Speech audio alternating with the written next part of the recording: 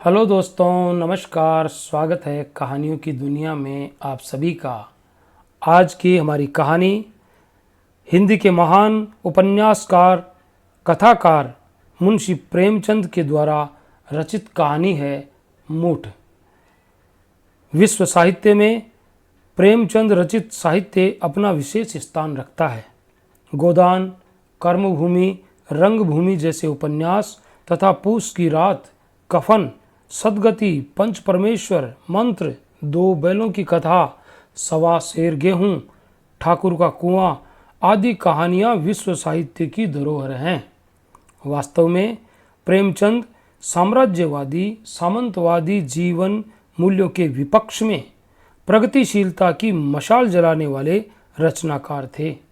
उनकी रचनाएं आज भी हमें अतीत को बताती हुई प्रतीत होती हैं। इसी भाव के साथ हम शुरू करते हैं आज की कहानी मूठ। डॉक्टर जयपाल ने प्रथम श्रेणी की सनद पाई थी, पर इसे भाग्य ही कहे या व्यावसायिक सिद्धांतों का अज्ञान कि उन्हें अपने व्यवसाय में कभी उन्नत अवस्था न मिली। उनका घर संकड़ी गली में था, पर उनके जी में खुली जगह में घर लेने का विचार तक न उठा। औषधालय की अलमारियां, शीशियां और डॉक्टरी यंत्र आदि भी साफ सुथरे न थे। मितव्ययिता के सिद्धांत का वह अपनी घरेलू बातों में भी बहुत ध्यान रखते थे। लड़का जवान हो गया था, पर अभी उसकी शिक्षा का प्रश्न सामने न आया था। सोच रहे थे कि इतने दिनों तक पुस्तकों से सिर मारकर मैंने ऐसी कौन सी बड़ी संपत्ति पा ली जो उसके पढ़ाने लिखाने में हजारों रुपए बर्बाद करूं।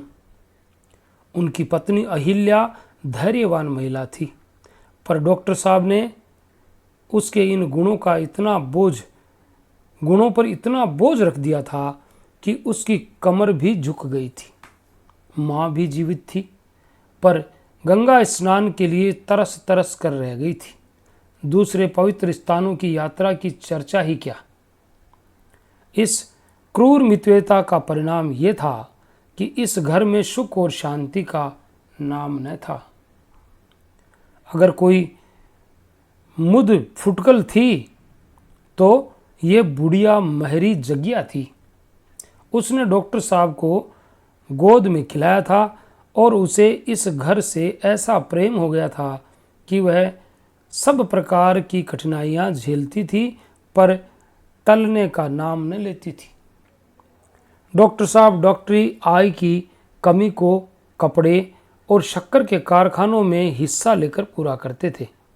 आज संयोगवश बंबई के कारखाने में उनके पास वार्षिक लाभ के 750 रुपये भेजे। डॉक्टर साहब ने बीमा खोला, नोट गिने, डाकिये को विदा किया, पर डाकिये के पास रुपए अधिक थे। बोझ से दबा जाता था।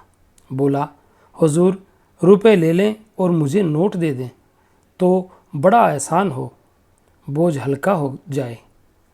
डॉक्टर साहब डाकियों को प्रसन्न रखा करते थे, उन्हें मुफ्त दवाइयाँ दिया करते थे।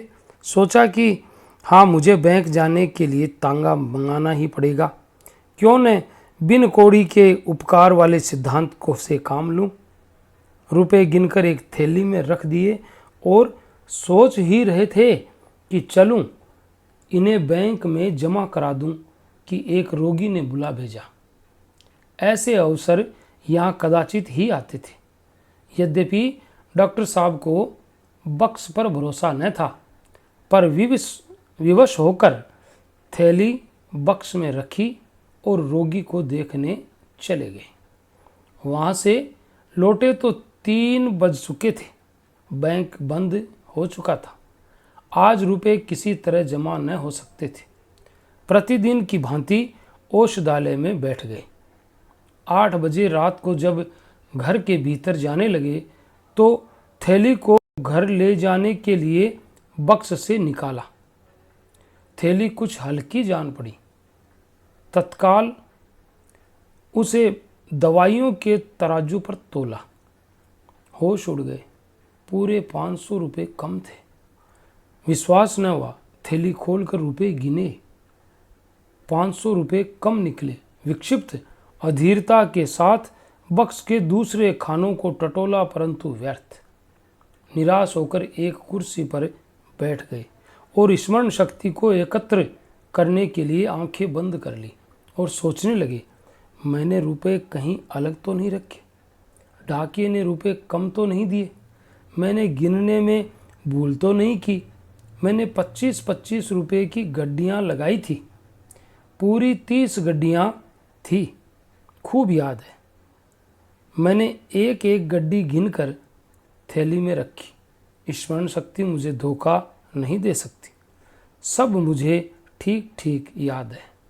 बक्स का ताला भी बंद कर दिया था, किंतु ओह, अब समझ में आया, कुंजी मेज पर ही छोड़ दी। जल्दी के मारे उसे जेब में रखना भूल गया। वह अभी तक मेज पर पड़ी है। सब यही बात है, कुंजी जेब में डालने की याद नहीं रही, परंतु ले कौन गया। बाहर दरवाजे बंद थे, घर में धरे रुपए पैसे कौन छूता नहीं। आज तक कभी ऐसा अवसर नहीं आया। अवश्य ये किसी बाहरी आदमी का काम है। हो सकता है कि कोई दरवाज़ा खुला रह गया हो, कोई दवा लेने आया हो, कुंजी मेज पर पड़ी देखी हो और बक्स खोलकर रुपए निकाल लिए हों। इसी से मैं रुपए नहीं लिया करता। कौन ठिकाना डाकिये की ही करतूत हो। बहुत संभव है उसने मुझे बक्स में थैली रखते देखा था। रुपए जमा हो जाते तो मेरे पास पूरे 1000 रुपये हो जाते। ब्याज जोड़ने में सरलता होती। क्या करूं? पुलिस को खबर दूं? व्यर्थ बैठे बिठाए उलझन मोल लेनी है। टोले भर के आदमियों की दरवाजे पर भीड़ होगी। 10-5 आदमियों को गालियां खानी पड़ेगी और फल कुछ नहीं। तो क्या धीरज धरकर बैठ रहा रहूं? कैसे धीरज धरूं? ये कोई सेंतमेंत मिला धन तो था नहीं। हराम की कोड़ी होती तो समझता कि जैसे आई वैसे गई। यहाँ एक एक पैसे अपने पसीने का है। मैं जो इतना मितव्ययिता से रहता हूँ, इतने कष्ट से रहता हूँ, कंजूस के नाम से प्रसिद्ध हूँ, घर के आवश्यक व्यय में भी काट छांट करता हूँ, क्या इसलिए कि किसी उचक्के के लिए मनोरंजन का सामान जुटाऊं? मुझे रेशम से घृणा नहीं, न मेवे की ही अरुचिकर है, न अजीर्ण का रोग है कि मलाई खाऊं और अपच हो जाए, न आँखों में दृष्टि कम है कि थिएटर और सिनेमा का आनंद न उठा सकूं। मैं सब ओर से अपने मन को मारे रहता हूं, इसलिए तो कि मेरे पास 4 पैसे हो जाएं। काम पड़ने पर किसी के आगे हाथ फैलाना न पड़े, कुछ जायदाद ले सकूं और नहीं तो अच्छा घर ही बनवा लूं। पर इस धन मारने का क्या फल? गाढ़े परिश्रम के रुपए लुट जाएं। अन्याय है कि मैं यूं दिन दहाड़े लुट जाऊं और उस दुष्ट का बाल भी टेढ़ा न हो। उसके घर दिवाली हो रही होगी, आनंद मनाया जा रहा होगा और सब के सब बंगले बजा रहे होंगे। डॉक्टर साहब बदला लेने के लिए व्याकुल हो उठे। मैंने कभी किसी फकीर को, किसी साधु को दरवाजे पर खड़ा होने नहीं दिया। अनेक बार चाहने पर भी मैंने कभी मित्रों को अपने यहाँ निमंत्रित नहीं किया। कुटुंबियों और संबंधियों से सदा बचता रहा। क्या इसलिए? इसका पता लग जाता तो मैं एक विषैली सुई से उसके जीवन का अंत कर देता, किंतु कोई उपाय नहीं है। जुलाहे का गुस्सा दाढ़ी पर। गुप्त पुलिस वाले भी बस नाम ही के हैं, पता लगाने की योग्यता नहीं। इनकी सारी अक्ल राजनीतिक व्याख्यानों और झूठी रिपोर्टों के लिखने में समाप्त हो जाती है। किसी मैस्मेरिज्म जानने वाले के पास चलो, वह इस उलझन को सुलझा सकता है। सुनता हूँ यूरोप और अमेरिका में बहुधा चोरियों का पता इसी उपाय से लग जाता है, पर यहाँ ऐसा मैस्मेरिज्म का पंडित कौन है? और मैस्मेरिज्म के उत्तर सदा विश्वसनीय नहीं होते। ज्योतिषियों के समान वे भी अनुमान और अटकल के अनंत सागर में डुबकियां लगाने वाले हैं। कुछ लोग नाम भी तो निकालते हैं। मैंने कभी उन कहानियों पर विश्वास नहीं किया, परंतु कुछ न कुछ इसमें तत्व है अवश्य, नहीं तो इस प्रकृति उपासना के युग में इनका अस्तित्व ही न रहता। आजकल के विद्वान भी तो आत्मिक बल का लोहा मानते जा रहे हैं। मान लो किसी ने नाम बतला ही दिया तो मेरे हाथ में बदला चुकाने का कौन सा उपाय है? अंतर्ज्ञान साक्षी का काम नहीं दे सकता। एक क्षण के लिए मेरे जी को शांति मिल जाने के सिवाय और इसमें क्या लाभ है? हाँ, खूब याद आया। नदी की ओर जाते हुए वह जो एक ओझा बैठता है, उसके कर्तव्य की कहानियां प्राय सुनने में आती है। सुनता हूँ, गए हुए धन का पता बतला देता है, रोगियों को बात की बात में चंगा कर देता है, चोरी के माल का पता लगा देता है, मूठ चलाता है। मूठ की बड़ी बड़ाई सुनी है। मूठ चली और चोर के मुंह से रक्त जारी हुआ। जब तक वह माल न लौटा दे, रक्त बंद नहीं होता। ये निशाना बैठ जाए तो मेरी हार्दिक इच्छा पूरी हो जाए। मुंह मांगा फल पाऊंगा, रुपए भी मिल जाएं, चोर को शिक्षा भी मिल जाए। उसके यहाँ सदा लोगों की भीड़ लगी रहती है, उसमें कुछ कर्तव्य न होता तो इतने लोग क्यों जमा होते? उसकी मुखाकृति से एक प्रतिभा बरसती है। आजकल के शिक्षित लोगों को तो इन बातों पर विश्वास नहीं है, पर नीच और मूर्ख मंडली में इसकी बहुत चर्चा है। भूत प्रेत आदि की कहानियां प्रतिदिन ही सुना करता हूँ, क्यों न उसी ओझे के पास चलूं? मान लो कोई लाभ न हुआ तो हानि ही क्या हो जाएगी? जहाँ 500 गए हैं, 2-4 रुपए का खून और सही। ये समय ही अच्छा है, भीड़ कम होगी, चलना चाहिए। जी में ये निश्चय करके डॉक्टर साहब उस ओझे के घर की ओर चले। जाड़े की रात थी, 9 बज गए थे। रास्ता लगभग बंद हो गया था। कभी कभी घरों से रामायण की ध्वनि कानों में आ जाती थी। कुछ देर के बाद बिल्कुल सन्नाटा हो गया। रास्ते के दोनों ओर हरे भरे खेत थे। सियारों का हुआना सुनाई दे पड़ने लगा। जान पड़ता है इनका दल कहीं पास ही है। डॉक्टर साहब को प्राय दूर से इनका सुरीला स्वर सुनने का सौभाग्य प्राप्त हुआ था, पास से सुनने का नहीं। इस समय इस सन्नाटे में और इतने पास से उनका चीखना सुनकर उन्हें डर लगा। कई बार अपनी छड़ी धरती पर पटकी और पैर धमधमाए। सियार बड़े डरपोक होते हैं, आदमी के पास नहीं आते।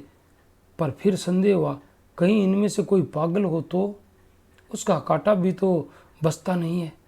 ये संदेह होते ही कीटाणु, बैक्टीरिया, पास्टायर इंस्टीट्यूट और कसौली की याद कर उनके मस्तिष्क में चक्कर काटने लगी। वह जल्दी जल्दी पैर बढ़ाए चले जा रहे थे। एकाएक जी में विचार उठा, कहीं मेरे ही घर में किसी ने रुपए उठा लिए हों तो? वे तत्काल ठिठक गए, पर एक ही क्षण में उन्होंने इसका भी निर्णय कर लिया। क्या हर्ज है, घर वालों को तो और भी कड़ा दंड मिलना चाहिए। चोर की मेरे साथ सहानुभूति नहीं हो सकती, पर घर वालों की सहानुभूति का मैं अधिकारी हूँ। उन्हें जानना चाहिए कि मैं जो कुछ करता हूँ उन्हीं के लिए करता हूँ। रात दिन मरता हूँ तो उन्हीं के लिए मरता हूँ। यदि इस पर भी वे मुझे यूँ धोखा देने के लिए तैयार हो तो उनसे अधिक कृतज्ञ, उनसे अधिक अकृतज्ञ, उनसे अधिक निर्दय और कौन होगा? उन्हें और भी कड़ा दंड मिलना चाहिए, इतना कड़ा, इतना शिक्षाप्रद कि फिर कभी किसी को ऐसा करने का साहस न हो। अंत में वे ओझे के घर के पास पहुंचे। लोगों की भीड़ न थी। उन्हें बड़ा संतोष हुआ। हाँ, उनकी चाल कुछ धीमी पड़ गई। फिर जी में सोचा, कहीं ये सब ढकोसला ही ढकोसला हो तो व्यर्थ लज्जित होना पड़े, जो सुने मूर्ख बनाए। कदाचित ओझा ही मुझे तुच्छ बुद्धि समझे, पर अब तो आ गया, ये तजुर्बा भी हो जाए। और कुछ न होगा तो जांच ही सही। ओझा का नाम बुद्धू था। लोग चौधरी कहते थे। जाति का चमार था। छोटा सा घर और वह भी गंदा। छप्पर इतनी नीची थी कि झुकने पर भी सिर में टक्कर लगने का डर लगा रहता था। दरवाजे पर एक नीम का पेड़ था और उसके नीचे एक चौरा। नीम के पेड़ पर एक झंडी लहराती थी। चौरा पर मिट्टी के सैकड़ों हाथी सिंदूर से रंगे हुए खड़े थे। कई लोहे के नोकदार त्रिशूल भी गड़े थे, जो मानो इन मंदगति हाथियों के लिए अंकुश का काम दे रहे थे। 10 बजे थे। बुद्धू चौधरी, जो एक काले रंग का तोंदिला और रोबदार आदमी था, एक फटे हुए टाट पर बैठा नारियल पी रहा था। बोतल और गिलास भी सामने रखे हुए थे। बुद्धू ने डॉक्टर साहब को देखकर तुरंत बोतल छिपा दी और नीचे उतरकर सलाम किया। घर से एक बुढ़िया ने मोढ़ा लाकर उनके लिए रख दिया। डॉक्टर साहब ने कुछ झेंपते हुए सारी घटना कह सुनाई। बुद्धू ने कहा, हुजूर, ये कौन सा बड़ा काम है? अभी इसी इतवार को दरोगा जी की घड़ी चोरी हो गई थी। बहुत कुछ तहकीकात की, पता न चला। मुझे बुलाया, मैंने बात की बात में पता लगा दिया। 5 रुपये इनाम दिए। कल की बात है। जमादार साहब की घोड़ी खो गई थी।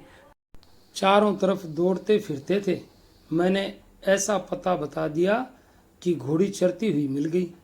इसी विद्या की बदौलत हुजूर हुकाम सभी काम मानते हैं। डॉक्टर को दारोगा और जमादार की चर्चा न रुचि। इन सब गंवारों की आंखों में जो कुछ है वह दारोगा और जमादार ही है। बोले, मैं केवल चोरी का पता लगाना नहीं चाहता, मैं चोर को सजा देना चाहता हूँ। बुद्धू ने एक क्षण के लिए आंखें बंद की, जुम्हाइयाँ ली, चुटकियाँ बजाई और फिर कहा, यह घर ही के किसी आदमी का काम है। डॉक्टर, कुछ परवाह नहीं, कोई हो। बुढ़िया, पीछे से कोई बात बनेगी या बिगड़ेगी तो हुजूर हम ही को बुरा कहेंगे। डॉक्टर, इसकी तुम कुछ चिंता न करो, मैंने खूब सोच विचार किया है। बल्कि अगर घर के किसी आदमी की शरारत है तो मैं उसके साथ और भी कड़ाई करना चाहता हूँ। बाहर का आदमी मेरे साथ छल करे तो क्षमा के योग्य है, पर घर के आदमी को मैं किसी प्रकार क्षमा नहीं कर सकता। बुद्धू, तो हुजूर क्या चाहते हो? डॉक्टर, बस यही कि मेरे रुपए मिल जाएं और चोर किसी बड़े कष्ट में पड़ जाए। बुद्धू, मूठ चला दूं? बुढ़िया, ना बेटा, मूठ के पास न जाना, न जाने कैसी पड़े कैसी न पड़े।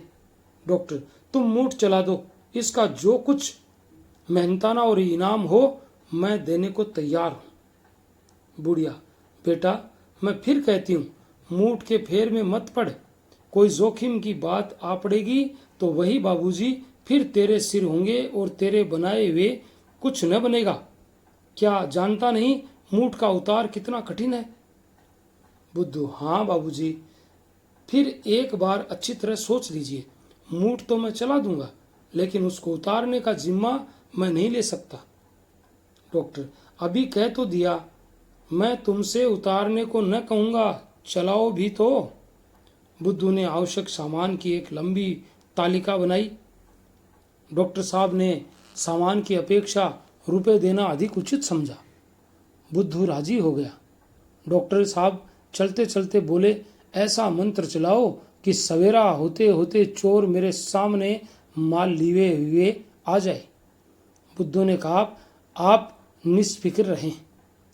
डॉक्टर साहब वहां से चले तो 11 बजे थे। जाड़े की रात, कड़ाके की ठंड थी। उनकी माँ और स्त्री दोनों बैठी हुई उनकी राह देख रही थी। उसने जी को बहलाने के लिए बीच में एक अंगीठी जला रखी थी, जिसका प्रभाव शरीर की अपेक्षा विचार पर अधिक पड़ता था। यहाँ कोयला विलास्य पदार्थ समझा जाता था। बुढ़िया महरी जगिया वहीं फटा टाट का टुकड़ा ओढ़े पड़ी थी। वह बार बार उठकर अपनी अंधेरी कोठरी में जाती, आले पर कुछ टटोल कर देखती और फिर अपनी जगह पर आकर लेट जाती। बार बार पूछती, कितनी रात हो गई होगी। जरा भी खटका होता तो चौंक पड़ती और चिंतित दृष्टि से इधर उधर देखने लगती। आज डॉक्टर साहब ने नियम के प्रतिकूल क्यों इतनी देर लगाई? इसका सबको आश्चर्य था। ऐसे अवसर बहुत कम आते थे कि उन्हें रोगियों को देखने के लिए रात को जाना पड़ता हो। यदि कुछ लोग उनकी डॉक्टरी के कायल भी थे तो वे रात को उस गली में आने का साहस न करते थे। सभा सोसाइटियों में जाने की उन्हें रुचि न थी। मित्रों से भी उनका मेलजोल न था। माँ ने कहा, जाने कहाँ चला गया, खाना बिल्कुल पानी हो गया है। अहिल्या, आदमी जाता है तो कहकर जाता है, आधी रात से ऊपर हो गई।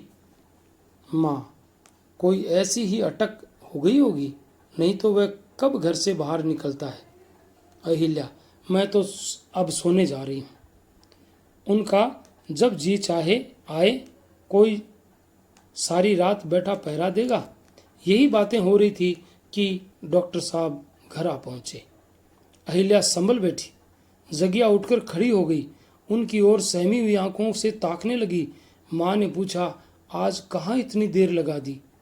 डॉक्टर, तुम लोग तो सुख से बैठी हो ना, हमें देर हो गई इसकी तुम्हें क्या चिंता? जाओ सुख से सो। इन ऊपरी दिखावटी बातों से मैं धोखे में नहीं आता। अवसर पाओ तो गला काट लो, इस पर चली ही बात बताने।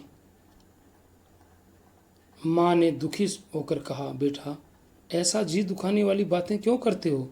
घर में तुम्हारा कौन बेरी है जो तुम्हारा बुरा चेतेगा? डॉक्टर, मैं किसी को अपना मित्र नहीं समझता। सभी मेरे बैरी हैं, मेरे प्राणों के ग्राहक हैं। नहीं तो क्या आंख ओझल होते ही मेरी मेज से 500 रुपये उड़ जाएं? दरवाजे बाहर से बंद थे, कोई गैर आया नहीं, रुपए रखते ही उड़ गए। जो लोग इस तरह मेरा गला काटने पर उतारू हैं, क्यों कर अपना समझूं? मैंने खूब पता लगा लिया है, अभी तक एक ओझे के पास से चला आ रहा हूं। उसने साफ कह दिया कि घर के किसी आदमी का काम है।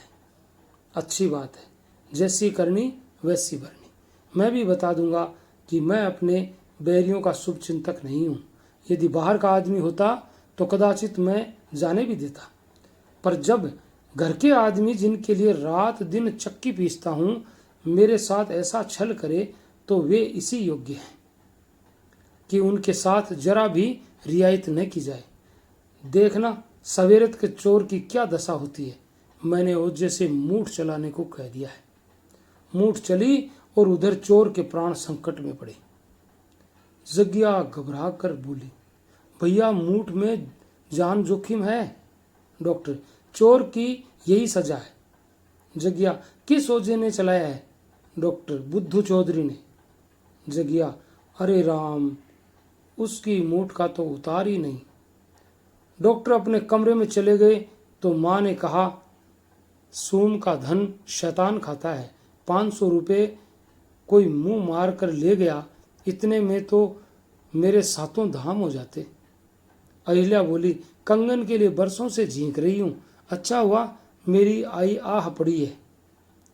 माँ, भला घर में उसके रुपए कौन लेगा? अहिल्या, किवाड़ खुले होंगे, कोई बाहरी आदमी उड़ा ले गया होगा। माँ, उसको विश्वास क्यों कर आ गया कि घर ही के किसी आदमी ने रुपए चुराए हैं। अहिल्या, रुपए का लोभ आदमी को शक्की बना देता है। रात को 1 बजा था। डॉक्टर जयपाल अचानक स्वप्न देख रहे थे। एकाएक अहिल्या ने आकर कहा, जरा चलकर देखिए जगिया का क्या हाल हो रहा है। जान पड़ता है जीभ ऐंठ गई, कुछ बोलती ही नहीं, आंखें पथरा गई है। डॉक्टर चौंक कर उठ बैठे। एक क्षण तो तक इधर उधर ताकते रहे, मानो सोच रहे थे यही स्वप्न तो नहीं है। तब बोले, क्या हुआ? जगिया को क्या हो गया? अहिल्या ने फिर जगिया का हाल कहा। डॉक्टर के मुख पर हल्की सी मुस्कुराहट दौड़ गई। बोले, चोर पकड़ा गया, मूठ ने अपना काम किया है। अहिल्या, और जो घर की ही के किसी आदमी ने ले लिए होते? डॉक्टर, तो उसकी भी यही दशा होती, सदा के लिए सीख जाता। अहिल्या, 500 रुपये के पीछे प्राण ले लेते। डॉक्टर, 500 रुपये के लिए नहीं, आवश्यकता पड़े तो 5000 खर्च कर सकता हूँ, केवल छल कपट का दंड देने के लिए। अहिल्या, बड़े निर्दयी हो डॉक्टर।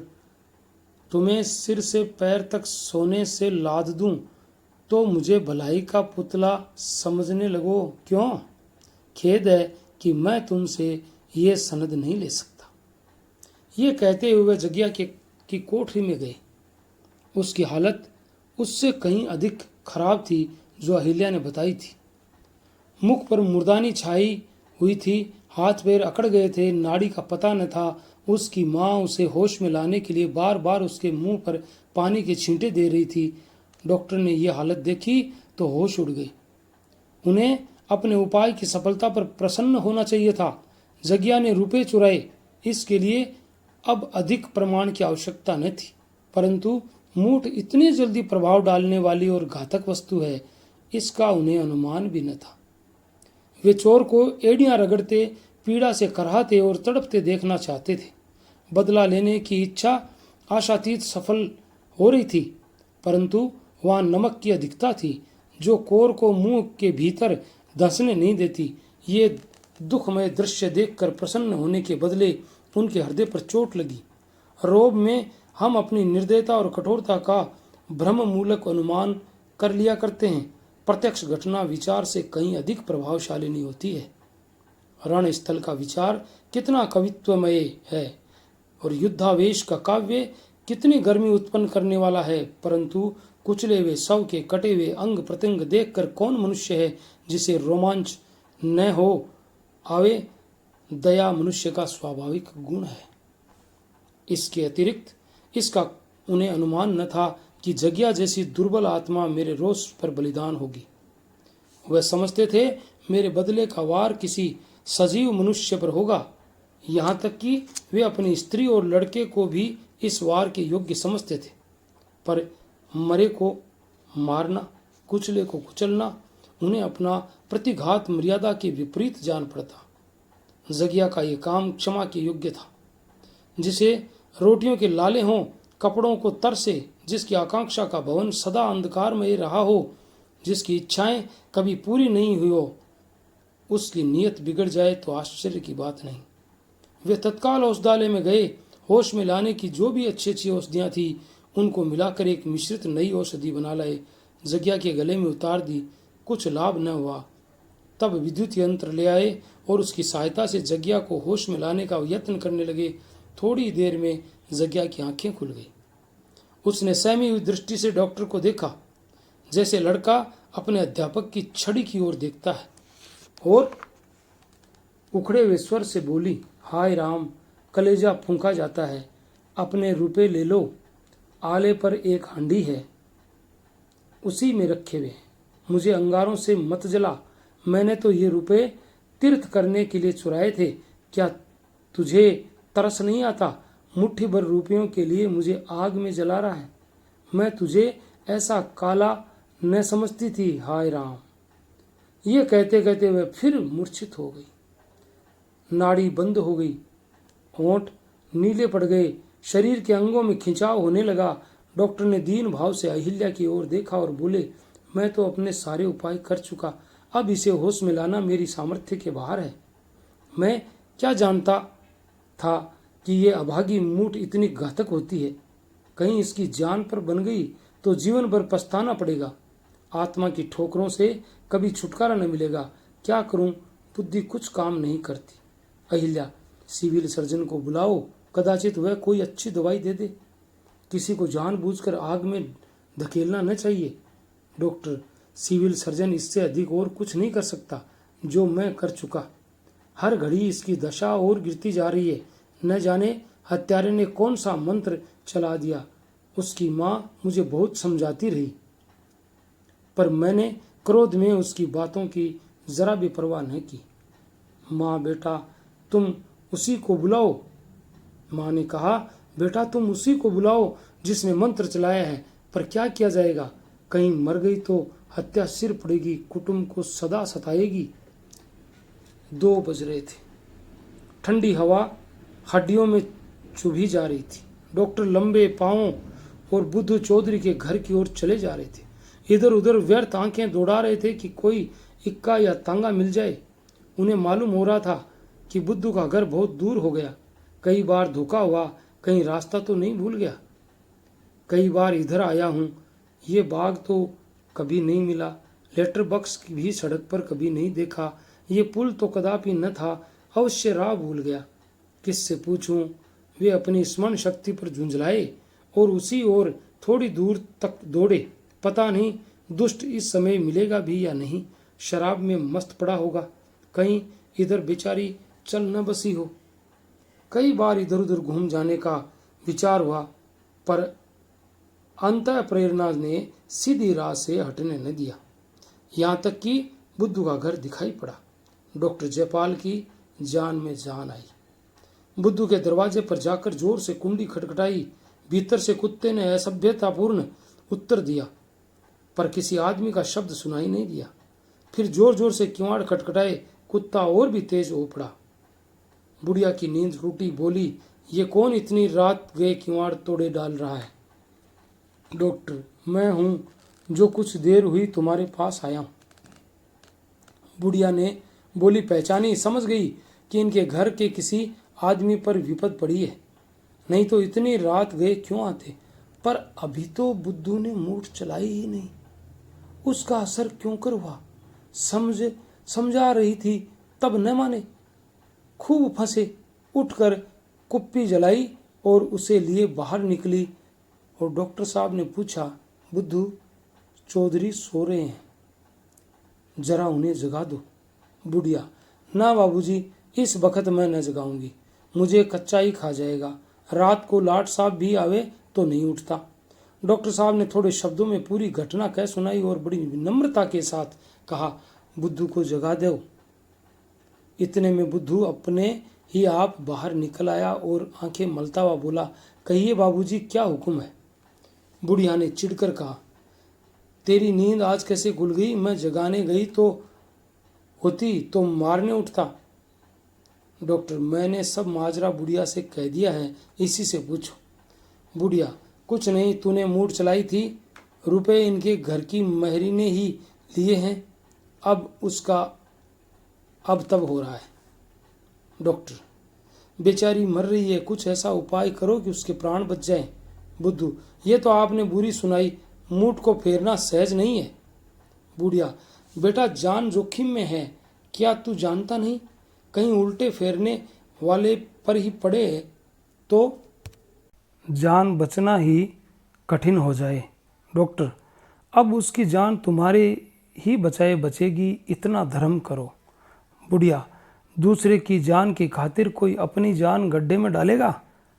डॉक्टर, तुम रात दिन यही काम करते हो, तुम उसके दांव घात सब जानते हो, मार भी सकते हो, जिला भी सकते हो। मेरा तो इन बातों पर बिल्कुल विश्वास ही न था, लेकिन तुम्हारा कमाल देखकर दंग रह गया। तुम्हारे हाथों कितने ही आदमियों का भला होता है, उस गरीब बुढ़िया पर दया करो।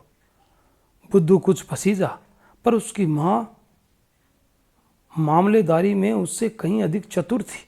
डरी कहीं ये नरम होकर मामला बिगाड़ न दे। उसने बुद्धू को कुछ कहने का अवसर न दिया। बोली, ये तो सब ठीक है, पर हमारे भी बाल बच्चे हैं, न जाने कैसी पड़े कैसी न पड़े, वह हमारे सिर आएगी ना। आप तो अपना काम निकाल कर अलग हो जाएंगे। मूठ फेरना हंसी नहीं है। बुद्धू, हाँ बाबूजी, काम बड़े जोखिम का है। डॉक्टर, काम जोखिम का है तो मुफ्त तो नहीं करवाना चाहता। बुढ़िया, आप बहुत देंगे, 150 रुपये देंगे, इतने में हम के दिन तक खाएंगे? मूठ फेरना सांप के बिल में हाथ डालना है, आग में कूदना है। भगवान की ऐसी ही निगाह हो तो जान बचती है। डॉक्टर, तो माताजी, मैं तुम्हें बाहर तो नहीं हो रहा हूँ, जो कुछ तुम्हारी मर्जी हो वह कहो। कुछ मुझे तो उस गरीब की जान बचानी है। यहाँ बातों में देर हो रही है, वहाँ मालूम नहीं उसका क्या हाल होगा। बुढ़िया, देर तो आप ही कर रहे हैं। आप बात पक्की कर दें तो यह आपके साथ चला जाए। आपकी खातिर ये जोखिम अपने सिर ले रही हूँ। दूसरा होता तो झट से इनकार कर देती। आपके मुलाहिजे में पढ़कर जानबूझ कर जहर पी रही हूँ। डॉक्टर साहब को एक क्षण 1 वर्ष जान पड़ रहा था। वे बुद्धू को उसी समय अपने साथ ले जाना चाहते थे। कहीं उसका दम निकल गया तो ये जाकर क्या बनाएगा। उस समय उनकी आंखों में रुपए का कोई मूल्य न था। केवल यही चिंता थी कि जगिया मौत के मुंह से निकल आए। जिस रुपए पर वह अपनी आवश्यकताओं और घरवालों की आकांक्षाएं निछावर करते, उसे दया के आवेश ने बिल्कुल तुच्छ बना दिया था। बोले, तुम ही बतलाओ अब मैं क्या कहूँ। पर जो कुछ कहना हो झटपट कह दो। बुढ़िया, अच्छा तो 500 रुपये दीजिए, इससे कम में काम न होगा। बुद्धू ने माँ की ओर आश्चर्य से देखा और डॉक्टर साहब मूर्छित से हो गए। निराशा से बोले, इतना मेरे बूते के बाहर है। जान पड़ता है उसके भाग्य में मरना ही बचा है। बुढ़िया, तो जाने दीजिए, हमें अपनी जान भार थोड़ी ही है। हमने तो अपने मुलाहिजे से इस काम का बीड़ा उठाया था। जाओ बुद्धू, सो जाओ। डॉक्टर, बूढ़ी माता इतनी निर्दयता न करो। आदमी का काम आदमी से ही निकलता है। बुद्धू, नहीं बाबूजी, मैं हर तरह से आपका काम करने को तैयार हूँ। इसने 500 कहे, आप कुछ कम कर दीजिए। हाँ, जोखिम का ध्यान रखिएगा। बुढ़िया, तू जाकर सोता क्यों नहीं? इन्हें रुपए प्यारे हैं तो क्या मुझे अपनी जान प्यारी नहीं? कल को लहू थूकने पड़ेगा तो कुछ बनाए न बनेगी। बाल बच्चों को किस पर छोड़ेगा? है घर में कुछ? डॉक्टर साहब ने संकोच करते हुए 250 रुपये कहे। बुद्धू राजी हो गया। मामला तय हुआ। डॉक्टर साहब उसे साथ लेकर घर की ओर चल पड़े। उन्हें ऐसी आत्मिक प्रसन्नता कभी न मिली थी। हारा हुआ मुकदमा जीतकर अदालत से लौटने वाला मुकदमेबाज भी इतना प्रसन्न न होगा। लपके चले जा रहे थे। बुद्धू से बार बार तेज चलने को कहते। घर पहुंचे तो जग्या को बिल्कुल मरने के निकट पाया। जान पड़ता था यही सांस अंतिम सांस है। उनकी माँ और स्त्री दोनों आंसू भरे निराश बैठी थी। बुद्धू को दोनों ने विनम्र दृष्टि से देखा। डॉक्टर साहब के आंसू भी न रुक सके।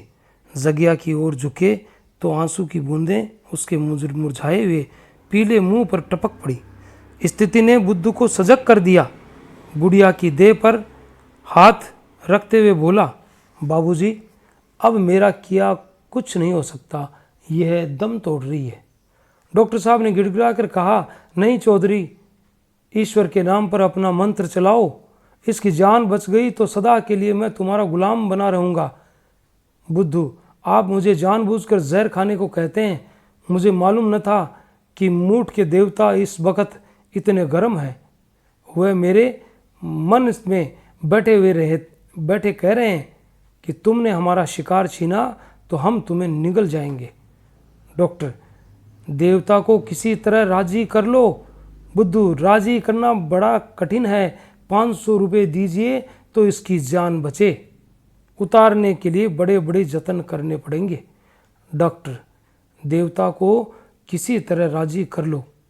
डॉक्टर, 500 रुपये दे दूं तो इसकी जान बचा दोगे? बुद्धू, हाँ, शर्त बदतर। डॉक्टर साहब बिजली की तरह लपक कर अपने कमरे में आए और 500 रुपये की थैली लाकर बुद्धू के सामने रख दी। बुद्धू ने विजय की दृष्टि से थैली को देखा, फिर जगिया का सिर अपनी गोद में रखकर उस पर हाथ फेरने लगा। कुछ बुदबुदा कर छू छू करता जा रहा था। एक क्षण में उसकी सूरत डरावनी हो गई। लपटें सी निकलने लगी। बार बार अंगड़ाइयाँ लेने लगा। इसी दशा में एक बेसुरा गाना आरंभ किया, पर हाथ जगिया के सिर पर ही था। अंत में कोई आध घंटा बीतने पर जगिया ने आंखें खोल दी, जैसे बुझते हुए दिए में तेल पड़ जाए। धीरे धीरे उसकी अवस्था सुधरने लगी। उधर कोवे की बोली सुनाई दी। जगिया एक अंगड़ाई लेकर उठ बैठी। 7 बजे थे। जगिया मीठी नींद सो रही थी। उसकी आकृति निरोग थी। बुद्धू रुपयों की थैली लेकर अभी गया ही था। डॉक्टर साहब की माँ ने कहा, बात की बात में 500 रुपये मार ले गया। डॉक्टर, ये क्यों नहीं कहती कि इस एक मुर्दे को जिंदा कर गया? क्या उसके प्राण का मूल्य इतना ही नहीं है? माँ, देखो, आले पर 500 रुपये हैं या नहीं? डॉक्टर, नहीं, उन रुपयों के हाथ मत लगाना, उन्हें वहीं पड़े रहने दो। उसने तीर्थ करने के वास्ते लिए थे, वह उसी काम में लगेंगे। माँ, हाय, सब रुपए उसी के भाग के थे। डॉक्टर, उसके भाग के तो 500 रुपये ही थे, बाकी मेरे लाभ के थे। उसकी बदौलत मुझे ऐसी शिक्षा मिली जो उम्र भर न भूलेगी। तुम मुझे अब आवश्यक कार्यों में मुट्ठी बंद करते हुए न पाओगी।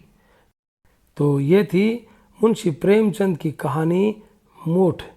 अगर आपको पसंद आई है तो हमारे चैनल को एक लाइक, सब्सक्राइब और कमेंट कीजिए और बताइए हमें कि हमारी कहानी कैसी लगी। मिलते हैं कल किसी नई कहानी के साथ। तब तक के लिए all the best. Thanks for watching.